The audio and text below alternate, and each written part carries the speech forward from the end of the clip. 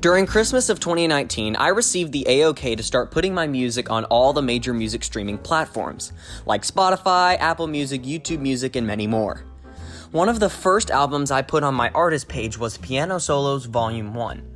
On this album, or EP as Spotify classifies it, I put 6 piano solos that I had written. But what I've been wanting to do for a while is start a video series where I explain what went into the albums and how I feel about them, and basically what each song means. To begin with, the first song on the first album of many was The Hidden Concert Edition. Having this be a starting point felt like an okay thing to do. The Hidden is a short horror film I made a few months ago, where a young girl, Elizabeth, struggles to believe her brother, Martin, who claims there is a figure haunting his dreams, telling Martin who his next victims will be. This was a pretty twisted story, so I needed to write a theme that wouldn't exactly follow the standard music pattern used in most pop songs. It also had to be in a minor key, obviously. My 2 favorite minor keys are B minor and E minor. And the song The Red Star, which I'll talk about later, was in E minor, so I decided the hidden theme to be in B minor. And in my opinion, I think it turned out very well. Now, the reason this is called the Hidden Concert Edition, and why it's not in the album The Hidden Original Motion Picture Score, is because this theme wasn't in the actual movie. Since there wasn't that many people who worked on this film, the credits were very, very short, so I played a very condensed version of the theme so that the credits weren't moving at a very slow pace. And looking back, I'm not happy about that because the full theme never appears in the movie, only snippets of it. So, this full theme is called the Concert Edition because it lasts longer and it is written out on paper. The first theme was played live and recorded, so no sheet music was produced. To sum up in one word, the theme itself means danger. Quick spoiler warning, skip to this part of the video if you don't want to have the hidden story spoiled. The theme's main part, which sounds like this,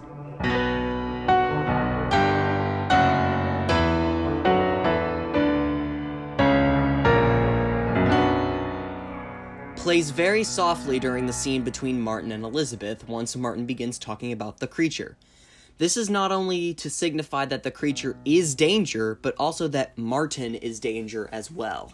It's very subtle, but whenever the music changes chords, it's always when the camera is on Martin, showing he is leading the song and the hidden creature is Martin. And, as an Easter egg, when it is revealed that Martin is the creature, there's a moment from the song The Red Star.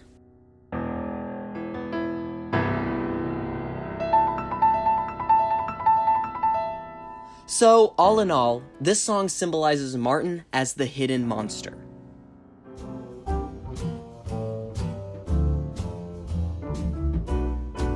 The next song on the album was a bit of a doozy, in my opinion. The song's title was It as Music. From the very first notes, you can tell this song is emotional. I wrote this song during a moment in my life where I realized something. I was doing too many activities. All of my friends were well aware of it, but I bet you didn't notice how after this song was released, I was suddenly starting to become more available for activities and even starting to host them. This is because this song, the It, represents all the things that I was doing and the eventual realization that I was doing too much. But the It also represented the crash I had. There was a brief period in my life where everything seemed to fall. I felt overwhelmed and couldn't do anything about it. But I got through it, and now I've learned from my mistake, and that journey was emotional for me, which is why this song is so emotional. It was a slow start to realize, but once I did, it just kept gaining momentum until I fixed it. And I feel that can be said about a lot of things for a lot of people. I didn't want this title to just reflect on my moment. The It can be any challenge you have to overcome. It slowly hits you, and you may feel powerless at times, but there's always a light at the end of the tunnel.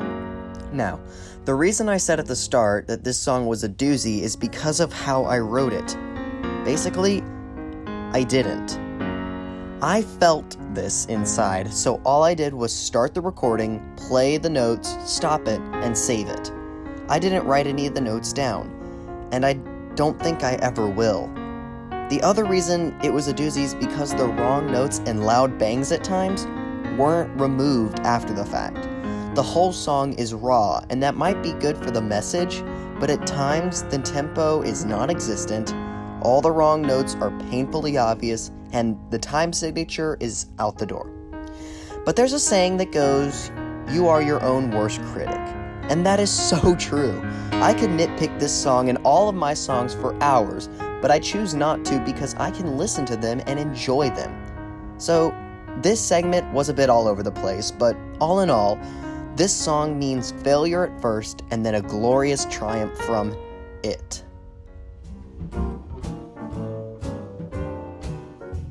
Then comes The Red Star. This song is wild. It was my first attempt to incorporate electronic background tracks to the song. It was also inspired from John Mackey's Red Line Tango, in which it changes time signatures nearly 100 times.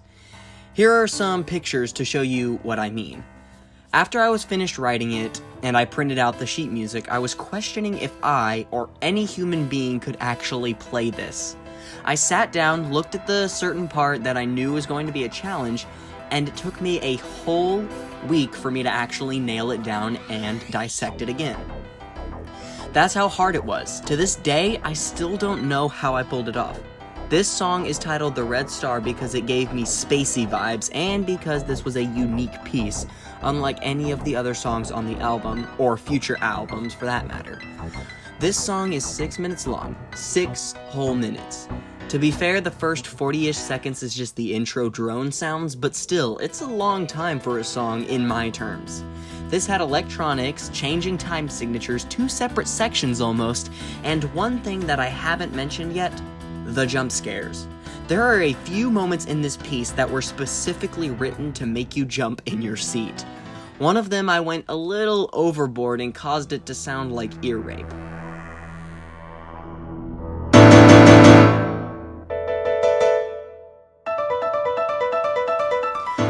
The reason is because at around the same time, I had the Hiddens concept in my mind. I was thinking about horror, and since I didn't want this song to be a horror song and more of an action-packed fast song, I thought I would incorporate a horror element by adding jump scares into the music. So, in conclusion, The Red Star means unique, space adventure, and an adrenaline rush.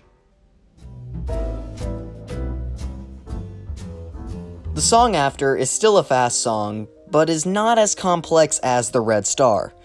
The song's storm progression originated from the game Dancing Line. Do you all remember that game?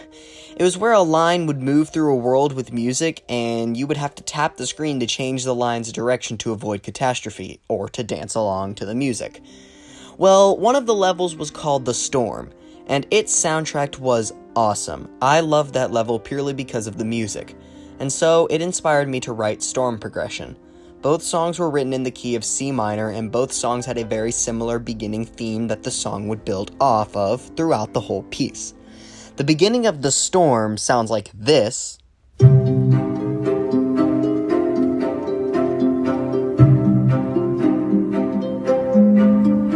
And this is later in that song.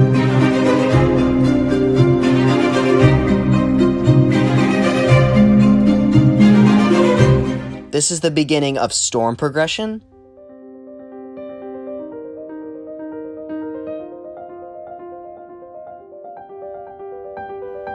And this is later in that song.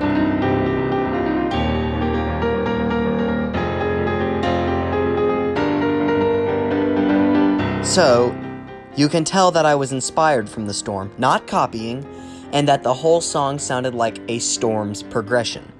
Storm progression is actually a pun because it shows a storm's progression from a few raindrops to a full-on thunderstorm, whereas it can also mean the chord progression of the song is called the storm progression. So, storm progression means building off of a simple melody and wordplay.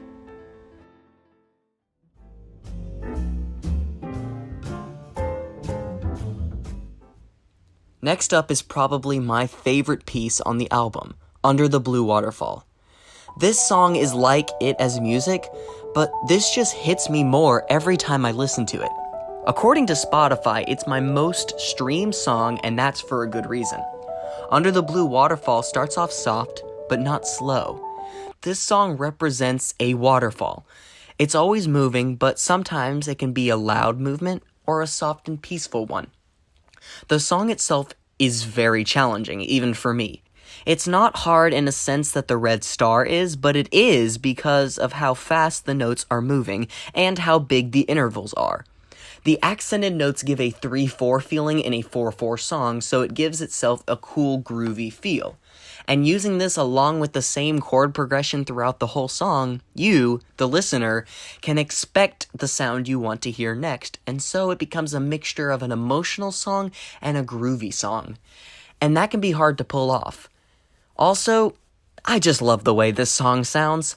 Under the Blue Waterfall means opposites attract, soft but fast, and just pure peace in the moment.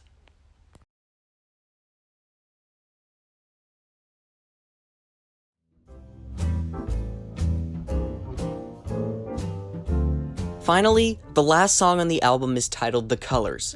During the first semester of my freshman year in 2018, my middle school drama teacher, Miss Hatcher, was putting on a night of one-acts with her 8th grade students.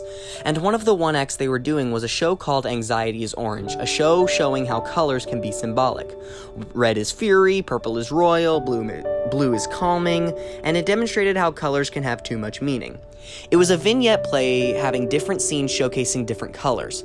Miss Hatcher wanted me to find some music for the show as transition music, and I asked her if I could instead write it. She gladly said yes, so I wrote a short 1-minute theme for each color showcased and made those the transition music into each separate scene. And at the very end, for the bows, I wrote a 3-minute piece called The Colors. I won't spoil the play, but the last scene was kind of sad, so I decided to write a piece that still fit that mood, but transitioned into the happier bows.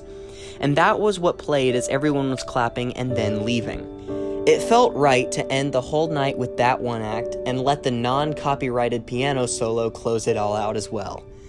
This holds a special place, like Under the Blue Waterfall, because it was my own work being played for an audience. It was showcased. That's also why it was the last song on this album. It was a good one to close with. The Colors therefore means closure, recognition, and a happy ending in bright color. And that concludes the album Piano Solos Volume 1. I plan to make more of these other albums.